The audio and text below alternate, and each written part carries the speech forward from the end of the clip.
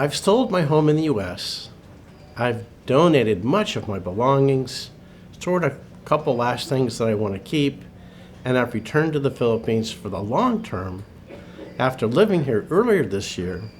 And here's why. I kind of did a test run, living in Bohol from July through September to see how it would go. But I needed to go back to the U.S. to close out my life there. This included selling my property and just simplifying things so that I'm free to stay in the Philippines, worry-free for the long term.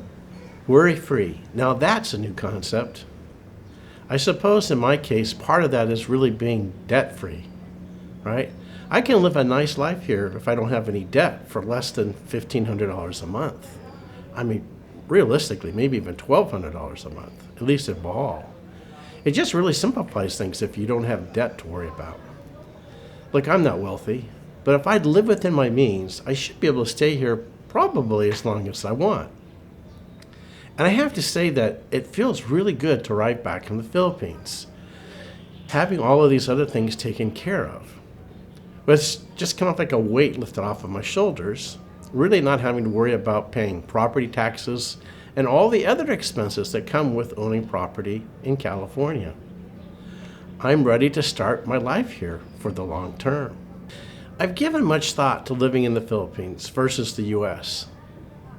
And I've decided that the Philippines is a good fit for me for several reasons. Now, it may not be for everyone, but it works for me, and this video is going to tell you exactly why. I'm going to take you through my journey so far, and also my thought process on why I prefer to live in the Philippines and what I see here that makes it worth it to me. The 90-day test run in Bohol really helped give me clarity and confirm my decision. In fact, the first week of that was actually in Cebu City in the Mactan area.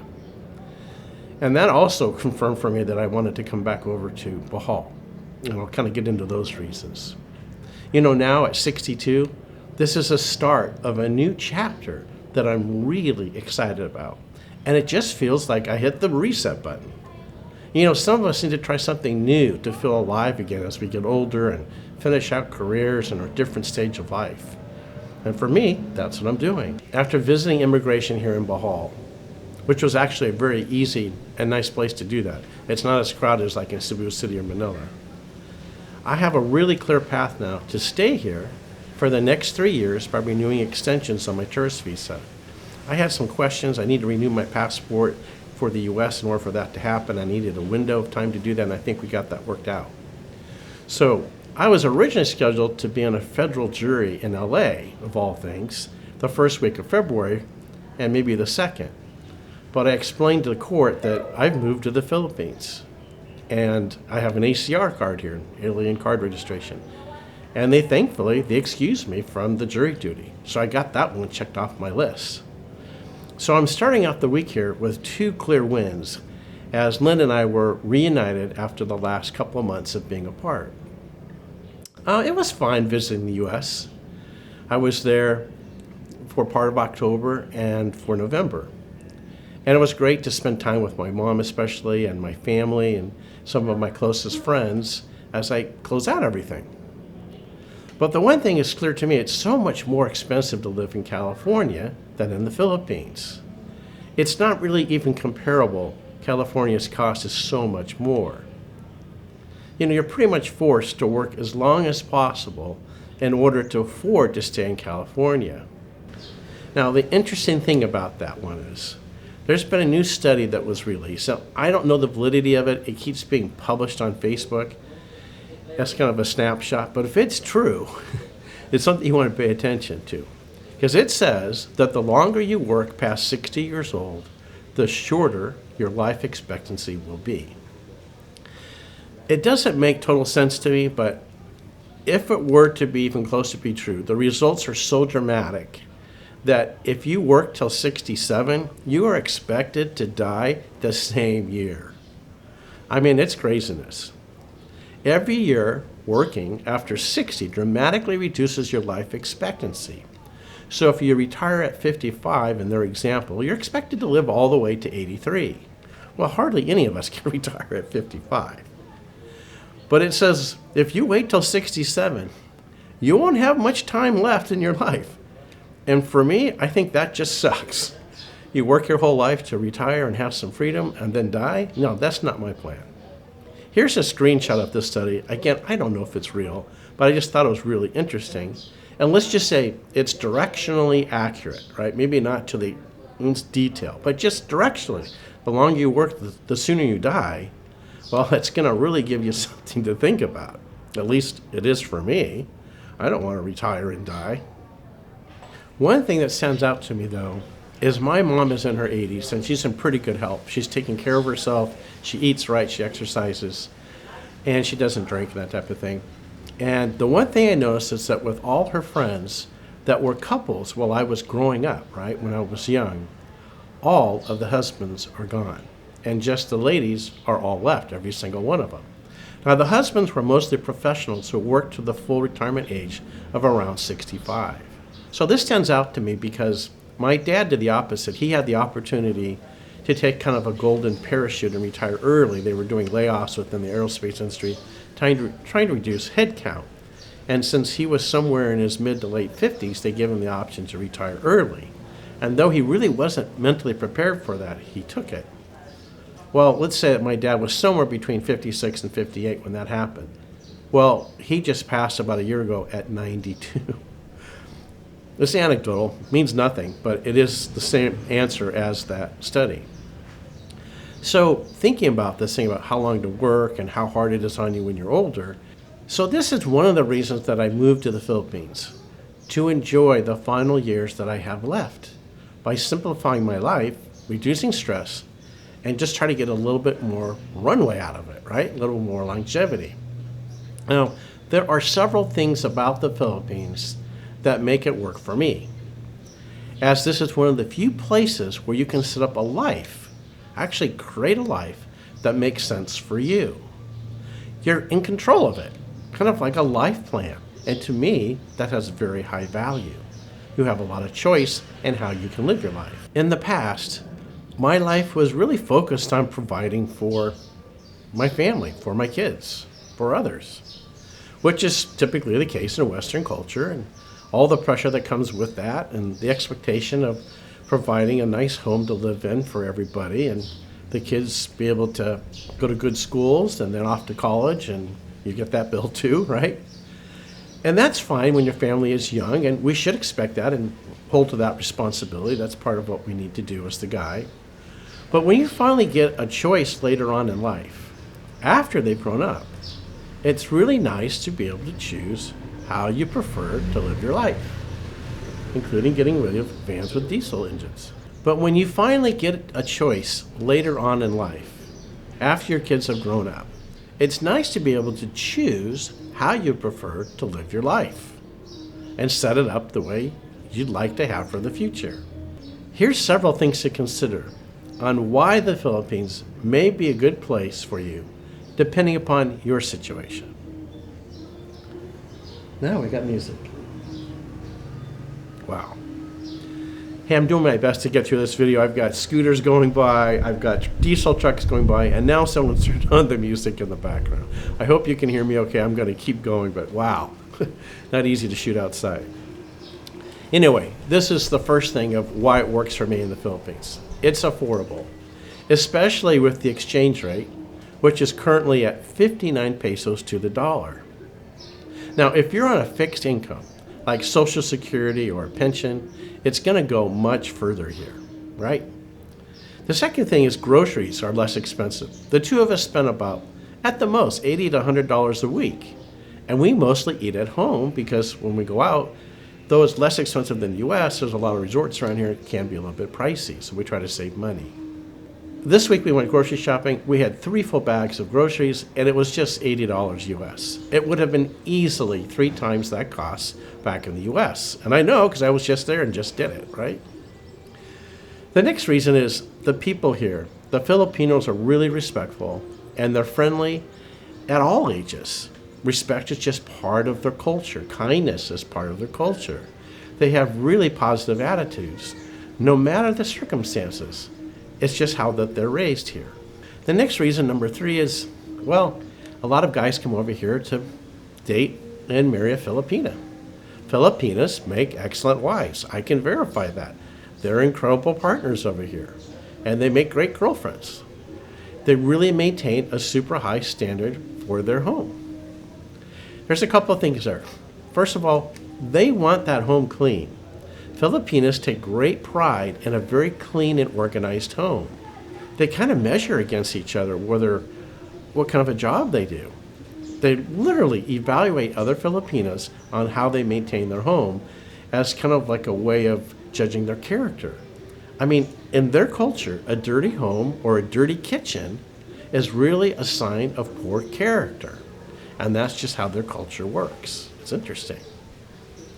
The other thing here is it's not about the size of the home at all. Homes are small here. Less than half the size of the U.S. here is totally normal.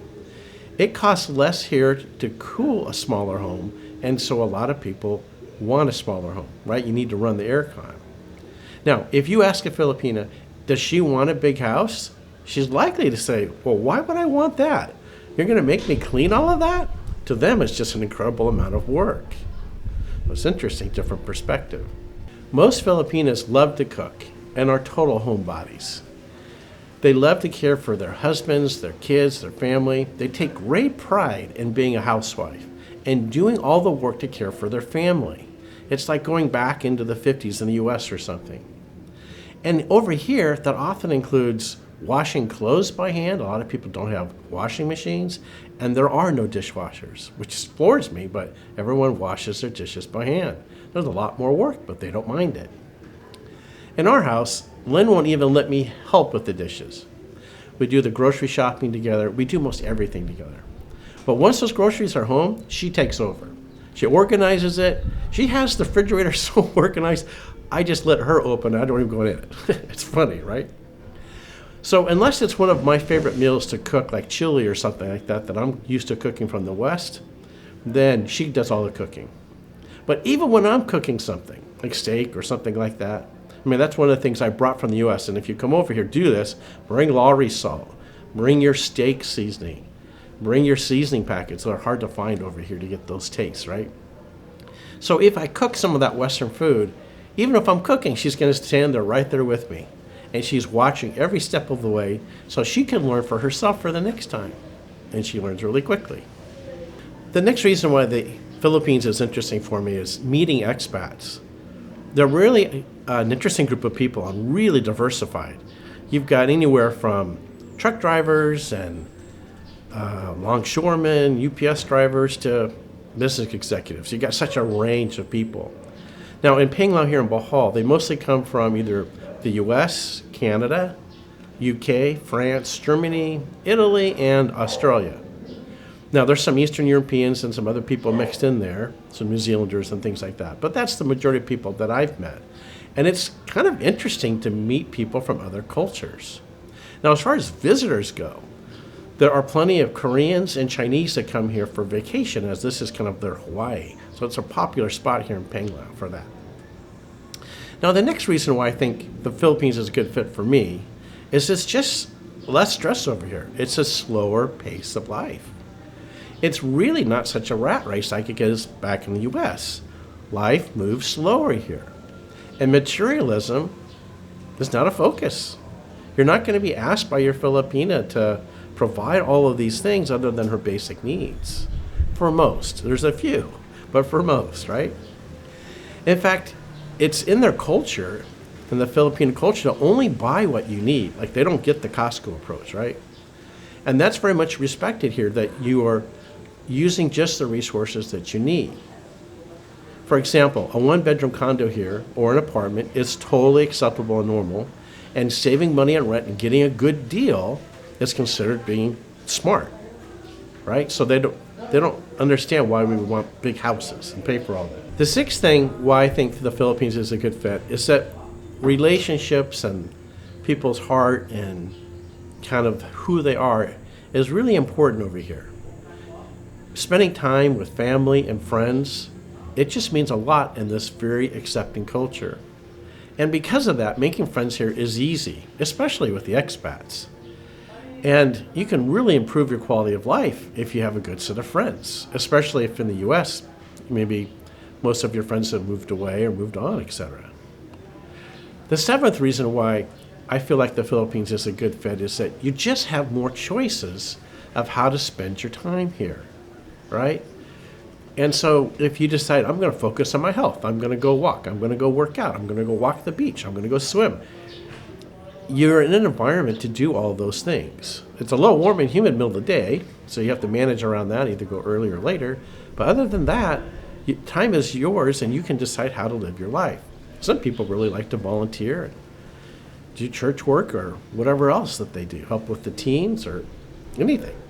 So it's really up to you as to how do you want to live that life. And you can set that up here, and it's just a lot less stressful. The next thing is, it's really beautiful here. Now, it depends where you're in the Philippines. Your experience is going to totally vary upon where you choose, right? But for the most part, throughout the Philippines, the weather is in the mid to high 80s every single day. It's humid, so you have to get used to that. So you're pretty much in shorts and a t-shirt all the time. So if you're good with that lifestyle, it's perfect for the pool or the beach, right? And your quality of life here will directly correlate to where you choose to live in the Philippines, right? If you choose to live in downtown Manila, it's going to be very different than someplace like in southern Cebu along the ocean. And the difference between living in the city versus the province, it has trade-offs too. Less traffic in the province, less people. The city has more convenience. But access to nature or the ocean can be important depending who you are. And that also is going to go into where you pick. Like a place like Dumaguete, you have access to a small city, lots of traffic over there, but you have access. But you also have access to nature. There's some mountains and waterfalls, and then you have the beaches. The next reason that I think the Philippines is also a good fit is that it's very affordable to travel over here. The accommodations you can easily get between $50 and $70 a night, no problem. You want to save money, you can get $25, $30 per night. And there's an interesting mix of nature and ocean here that you can explore that really varies by island. There's a lot to see.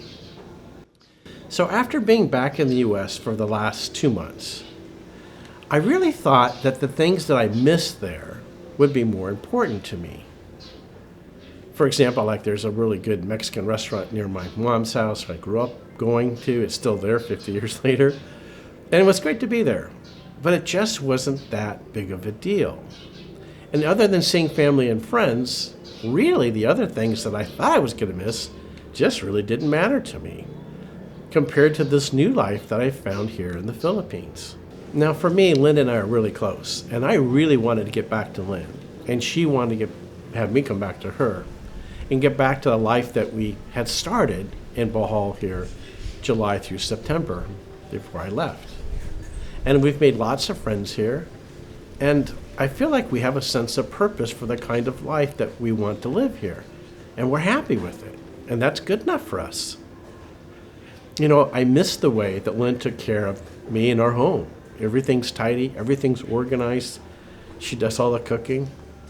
But more than that, I just missed her warm smiles, her encouraging words. Filipinos are so positive. And being happy, even with all the cooking and the chores, and recently she didn't feel well, she's still in the other room singing. You know, it was extraordinary to me.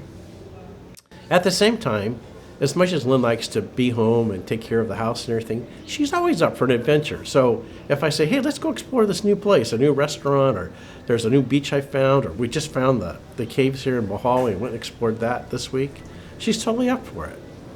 So I realize now that our relationship and our plans for the future, it gives both of us just a sense of purpose.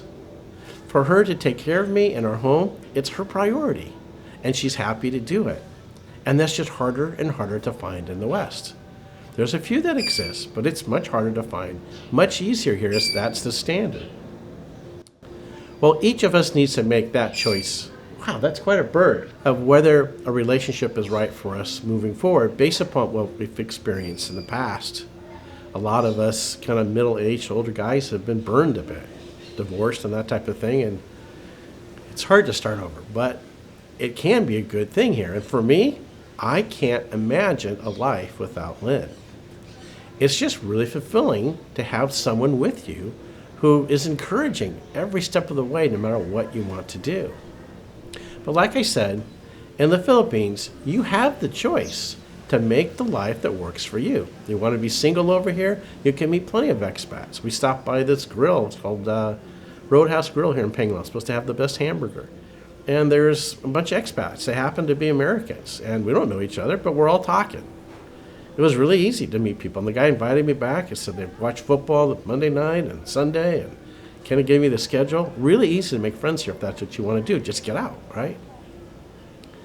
But we really want to make a life for us that works not just for today, but set it up for the future. You have that choice here. When you have financial freedom and control, and you're able to live within your means, it's like you feel like the world is your oyster. Well, I hope this gives you something to think about.